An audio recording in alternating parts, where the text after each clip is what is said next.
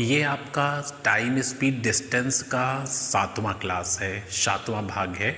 और इसमें हम आपसे बात करेंगे नदी धारा नाव से संबंधित अच्छे प्रश्नों पे। हाँ, लेकिन समझ में आपको तब आएगा जब आपने समय दूरी चाल का सेकंड वीडियो लेक्चर देखा होगा, दूसरा क्लास, नहीं तो कतई नहीं समझ में आएगा। अगर गलती से 7 नंबर पे आ गए हैं और 2 नंबर नहीं देखा तो बंद करिए और जाके 2 नंबर वीडियो खोलिए इसका समय दूरी चाल का, पहले उसको देख लीजिए और उसके बाद इसको देखिए, आपको खुद ही मजा आएगा।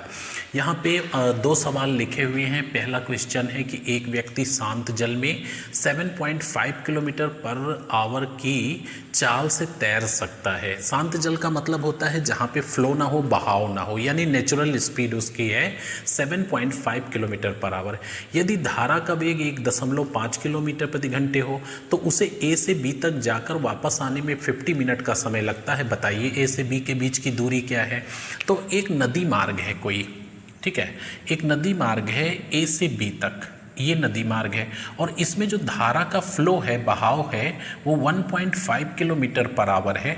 यहाँ पे उस व्यक्ति की कश्ती है ये, और इसकी स्पीड क्या है? 7.5 किलोमीटर पर आवर। तो जब ये डाउन स्ट्रीम में चलेगी, मीन्स अनुप्रवाह में चलेगी, जब ये अनुप्रवाह में चलेगी तो क्या होगा? 7.5 और प्लस 1.5 यानी 9 किलोमीटर पर आवर स्पीड हो जाएगी। बट जब ये ऊर्ध्व प्रवाह में चलेगी यानी अप स्ट्रीम में, धारा के विरुद्ध चलेगी, तो 7.5 माइनस 1.5 यानी 6 किलोमीटर पर आवर हो जाएगा। यानी धारा की दिशा में चाल जुड़ जाएगी, धारा के विरुद्ध घट जाएगी। अब धारा की दिशा में 9 की चाल से एक निश्चित दूरी को जाती है और 6 की चाल से वापस लौट आती है। उसे कुल समय 50 मिनट का लगता है। बताइए ए और बी के बीच की दूरी क्या है? अब जरा बैक में जाइए वीडियो नंबर 1 पर। हमने कहा कि जब क्रम से तुम देखोगे तो डाउट्स नहीं होंगे, और नहीं तो सारे डाउट्स ही हैं। अच्छा, जब दूरी निकालनी हो, एक स्पीड से जाता है, दूसरी स्पीड से उसी डिस्टेंस को लौट आता है, उसे कुल समय इतना लगता है। तो दोनों चालों का गुणनफल बटे दोनों चालों का योग इनटू कुल समय। यदि समय मिनट में दिया है तो उसको बटा 60 कर लो। क्यों ऐसा करोगे? क्योंकि चालें आपकी किलोमीटर प्रति घंटे में दी हुई हैं। तो आपको डिस्टेंस निकालना है, दूरी निकालना है। बैक में जाके फार्मूला क्लियर करो। अगर ये वीडियो देख रहे होगे तो बुरा लगेगा। 9 गुणे 6 दोनों चालों का गुणनफल, ये डाउन स्ट्रीम अप स्ट्रीम, बटे दोनों का योग और इनटू कुल समय। समय आपका मिनट में है तो बटा 60 कर लो। 0 0 कट गया, 6 6 कट गया, 5 तिहाई 15, 3 त्रिका 9, 3 किलोमीटर ए और बी के बीच की दूरी है। तो काफ़ी अच्छा सवाल था और ये वही कर पाएगा जिसने पहला और दूसरा वीडियो देख रखा है। अगला सवाल है, एक नाव धारा के अनुकूल 1 किलोमीटर की दूरी 12 मिनट में तय करती है, जबकि धारा के प्रतिकूल यही दूरी तय करने में 8 मिनट अधिक समय लेती है। यहाँ पे 2 क्वेश्चन हमने लिखे हैं कि शांत जल में नाव की चाल क्या है और दूसरा है धारा का वेग क्या है। ऑप्शन नहीं दिया है, ऑप्शन की ज़रूरत भी नहीं है। अच्छा, सबसे पहली चीज़, शांत जल में अगर आपको चाल निकालना है तो क्या फार्मूला हमने नोट कराया था? अनुप्रवाह प्लस ऊर्ध्व प्रवाह बटे 2। शांत जल में चाल बराबर, वीडियो नंबर 2 में लिखा है सब, शांत जल में नाव की चाल या तैराक की चाल बराबर धारा की दिशा में चाल प्लस धारा के विरुद्ध चाल बटा 2। और धारा का वेग निकालना है तो धारा की दिशा में चाल माइनस धारा के विरुद्ध चाल बटा 2। तो यहाँ पे करना क्या है? पहले तो हम डाउन स्ट्रीम और अप स्ट्रीम में स्पीड निकालें, क्योंकि 12 मिनट में चली गई दूरी को चाल नहीं कहते हैं, इकाई समय में चली गई दूरी को चाल कहते हैं। और इकाई समय होता क्या है? सेकंड के रेफरेंस में 1 सेकंड और घंटे के रेफरेंस में 1 घंटा। 12 मिनट में चली गई दूरी चाल नहीं होती है, ये टाइम है और ये डिस्टेंस है। तो हम स्पीड निकालते हैं धारा के अनुकूल। धारा के अनुकूल जो है, यानी डाउन स्ट्रीम में जो हमारी स्पीड होगी वो 1 किलोमीटर चलता है 12 मिनट में, तो 60 मिनट में कितना चलेगा? आंसर आया 5 किलोमीटर प्रति घंटे। तो ये डाउन स्ट्रीम स्पीड हो गई, यानी धारा की दिशा में। अब धारा के विरुद्ध निकालते हैं, धारा के विरुद्ध। तो ये 1 किलोमीटर की दूरी तय करने में 8 मिनट अधिक समय लेता है। पहले कितना ले रहा था 12, अभी 8 मिनट ज़्यादा ले रहा है तो 20 हो गया। तो 1 किलोमीटर 20 मिनट में, तो 60 मिनट में कितना 3 किलोमीटर पर आवर। ये आपका हो गया डाउन स्ट्रीम स्पीड हो गई, सॉरी अप स्ट्रीम। ये धारा के विरुद्ध और ये धारा के अनुकूल। अब शांत जल में चाल बताना है आपको। शांत जल में चाल, तो हमने आपको बताया कि धारा की दिशा में और धारा के विरुद्ध जोड़कर आधा कर दीजिए, यानी 5 + 3 और बटा 2। शांत जल में चाल है 4 किलोमीटर प्रति घंटे। इसका आंसर होगा 4 किलोमीटर प्रति घंटे। बाय द वे धारा का वेग पूछा जा रहा है, तो 5 - 3 और बटा 2 यानी 2/2 यानी 1 किलोमीटर पर आवर। तो धारा का वेग 1 किलोमीटर प्रति घंटे है और शांत जल में चाल 4 किलोमीटर प्रति घंटे। ये फार्मूले आपके 2 नंबर वीडियो में दिए हैं, वहाँ पे जाके चेक करिए। आइए नेक्स्ट क्वेश्चन पर। ये नेक्स्ट आपके 2 क्वेश्चन लिखे हुए हैं और बहुत ही इंटरेस्टिंग, बहुत ही मज़ेदार प्रश्न है। दोनों एक जैसे प्रश्न हैं। इसमें डिस्टेंस पूछी गई है और इसमें धारा का वेग पूछा गया है। एक जहाज एक बंदरगाह से दूसरे बंदरगाह तक धारा की दिशा में जाने में 4 घंटे का समय लेती है। मींस डाउन स्ट्रीम में 4 घंटे लेती है, जबकि धारा के विरुद्ध यानी अप स्ट्रीम में 5 घंटे का समय लेती है। यदि धारा का वेग 2 किलोमीटर पर आवर है तो दोनों बंदरगाहों के बीच की दूरी क्या है। इस क्वेश्चन को बहुत ही इत्मीनान से आपको बताते हैं और धैर्य के साथ देखिएगा। जैसे ही आपका कंसेप्ट क्लियर होगा, इस टाइप का कोई भी सवाल आप कर लेंगे। ये 2 बंदरगाह हैं, ये पहला है, ये दूसरा है। कुछ भी इनके नाम हो सकते हैं, खैर हम नाम नहीं लिख रहे हैं। ये दोनों बंदरगाह हैं और इनमें जो प्रवाह है, धारा का जो वेग है वो 2 किलोमीटर पर आवर है, यानी धारा का वेग 2 किलोमीटर प्रति घंटे है। जब एक जहाज पहले बंदरगाह से दूसरे बंदरगाह तक जाता है तो उसे 4 घंटे का समय लगता है और जब वो धारा के विरुद्ध लौटता है तो 5 घंटे लगता है। यानी अनुप्रवाह में, अनुप्रवाह का मतलब डाउन स्ट्रीम, और ऊर्ध्व प्रवाह में यानी अप स्ट्रीम में जो समय लगा है वो क्रमशः क्या है 4 घंटे और 5 घंटे। तो हम ये भी तो कह सकते हैं कि लगे टाइम में जो रिलेशन है वो 4 और 5 का अनुपात है। यानी धारा के अनुकूल जाने में और धारा के विरुद्ध वापस आने में लगे समय में 4-5 का रिलेशन है। तो अगर समय में 4-5 का रिलेशन है, डिस्टेंस एक जैसी है, तो चाल में क्या संबंध होगा, यानी अनुप्रवाह और ऊर्ध्व प्रवाह में जो चाल में संबंध होगा वो 5 और 4 का हो जाएगा। समय कम ले रहा है इसका मतलब स्पीड ज़्यादा है, समय ज़्यादा ले रहा है इसका मतलब स्पीड कम है। तो चाल में रिलेशन 5 और 4 का आ गया। अब हमें ये चाल में अनुपात है, चाल नहीं मालूम, लेकिन जैसे है x इंक्लूड कर दिया तो ये चाल हो गई। यानी धारा की दिशा में चाल है 5x और धारा के विरुद्ध है 4x। अगर इन दोनों को घटा करके आधा कर दें तो धारा का वेग निकल आता है और धारा का वेग दिया हुआ है 2 किलोमीटर प्रति घंटे। आपने पीछे पढ़ा है धारा का वेग बराबर धारा की दिशा में चाल माइनस धारा के विरुद्ध चाल बटा 2। तो धारा की दिशा में 5 है, x है, धारा के विरुद्ध 4x है, दोनों को घटा के बटा 2 कर दिया तो धारा का वेग निकल आया। इसका मतलब जो x की वैल्यू है वो 4 है, यानी यहाँ पे x की वैल्यू जो आ गई 4 है।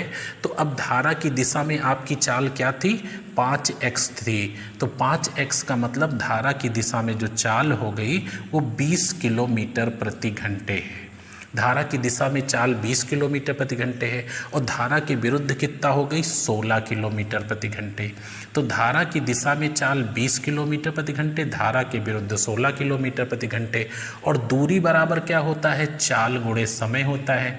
तो आप धारा की दिशा में चलोगे तो 20 की चाल से चलोगे 4 घंटे लगेंगे, 80 किलोमीटर की दूरी है बंदरगाह के बीच की। और बाय द वे धारा के विरुद्ध लौटोगे तो 16 की चाल से लौटोगे 5 घंटे लगेंगे, फिर भी हम आपसे कहेंगे कि 80 किलोमीटर दूरी है। तो इम्पॉर्टेंट था डाउन स्ट्रीम और अप स्ट्रीम में चाल को फाइंड आउट करना। तो काफ़ी अच्छा सवाल था और इस पे गौर करिएगा। सबसे इजी तरीके से आपको बताया हमने। अगर ये कुछ किताबें हैं जिनमें ऐसे सवाल मेंशन हैं, वहाँ पे इसे बहुत जटिल कर दिया गया। जटिल करने की ज़रूरत ही नहीं है।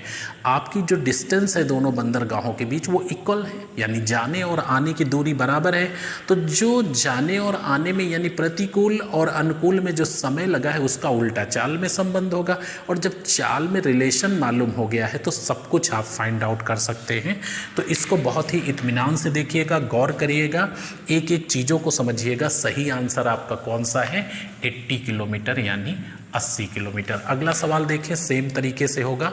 धारा के अनुकूल तथा प्रतिकूल एक निश्चित दूरी को तय करने में लिए गए समय में 3/7 का संबंध है। तो इसको काफ़ी शार्ट में लिखा गया है, नो प्रॉब्लम। आप देखिए यहाँ पे धारा का वेग न देकर के शांत जल में चाल दे दी गई है। तो यहाँ पे अनुप्रवाह और ऊर्ध्व प्रवाह, मैं अगला सवाल लगा रहा हूँ, इसको हटा देता हूँ, जितना ज़रूरत है वो लिखा रहेगा। आप ये देखिए, ये अगला सवाल में नंबर नहीं पड़ा था, ये 4 नंबर क्वेश्चन आपका हो जाएगा, ठीक है। Example number 4, 4 number. तो धारा के अनुकूल तथा धारा के प्रतिकूल एक निश्चित दूरी को, दूरी यहाँ पे निश्चित हो गई है, तय करने में लिए गए समय में 3/7 का संबंध है।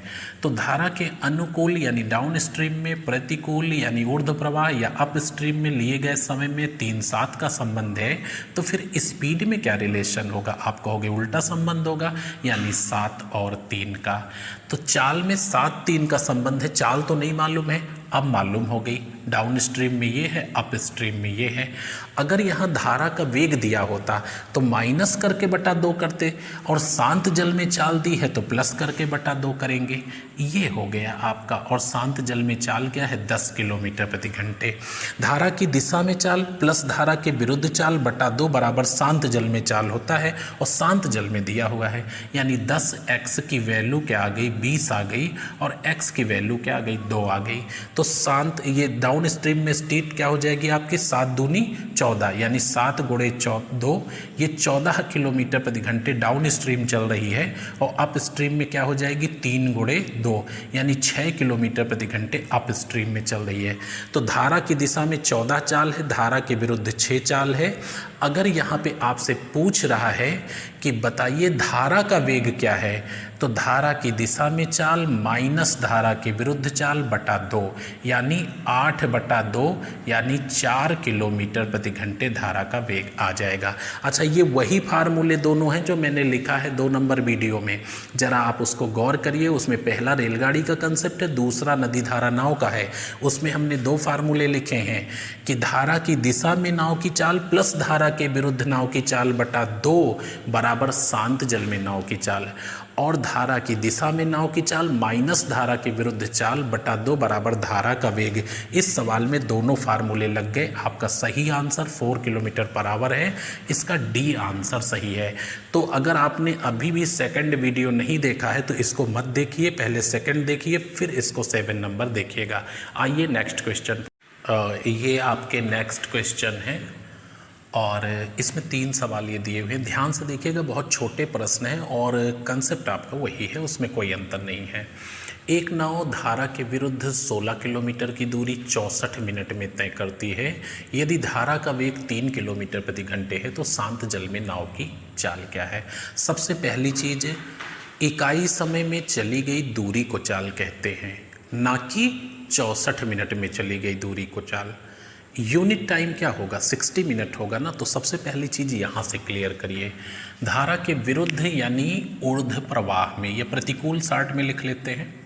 प्रतिकूल जो चाल होगी नाव की, प्रतिकूल चाल, ये बराबर आपकी हो जाएगी 16 किलोमीटर की दूरी 64 मिनट में तय करते हैं, तो फिर 60 मिनट में कितना तय करेंगे? जवाब आ गया 15 किलोमीटर प्रति घंटे।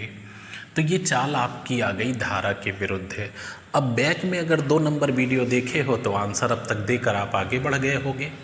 अगर धारा के विरुद्ध चाल दी है और धारा का वेग जोड़ देंगे तो शांत जल में नाव की चाल निकल आएगी। ये धारा की विरुद्ध चाल है 15 किलोमीटर प्रति घंटे, और इसमें प्लस धारा का वेग जोड़ दीजिए 3 किलोमीटर प्रति घंटे, तो शांत जल में चाल 18 किलोमीटर प्रति घंटे हो जाएगी। इसको बैक में लौटिए और फिर से जाके देखिए। अगर नहीं याद आ रहा तो फिर से जाके देखिए, देख चुके हो तो फिर से एक बार देखो, क्योंकि आधार वही है, आधार ये नहीं है। आपका सही आंसर क्या होगा? 18 किलोमीटर प्रति घंटे। अगला सवाल देखिए, एक तैराक की शांत जल में चाल 8 किलोमीटर प्रति घंटे है, जबकि धारा का वेग 2 किलोमीटर प्रति घंटे है। 20 किलोमीटर की दूरी जाकर वापस आने में कितना समय लगेगा? तो जब वो धारा की दिशा में जाएगा तो धाराएं सपोर्ट करेंगी, धारा के विरुद्ध लौटेगा तो धाराएं विरोध करेंगी। तो उसकी जो अनुप्रवाह स्पीड होगी, अनुप्रवाह जो चाल होगी यानी डाउन स्ट्रीम होगी, वो 8 और प्लस 2 यानी 10 किलोमीटर प्रति घंटे होगी। और जो उसकी ऊर्ध्व प्रवाह यानी अप स्ट्रीम या प्रतिकूल कह लीजिए स्पीड होगी, वो 8 माइनस 2 यानी 6 किलोमीटर प्रति घंटे होगी। तो जब धारा की दिशा में 20 किलोमीटर जाएगा तो कितना समय लगेगा? बराबर 2 घंटे लगेगा, यानी दूरी बटे चाल बराबर समय, time equal to distance upon speed. तो उसको 2 घंटे तो धारा की दिशा में लग जाएगा, लेकिन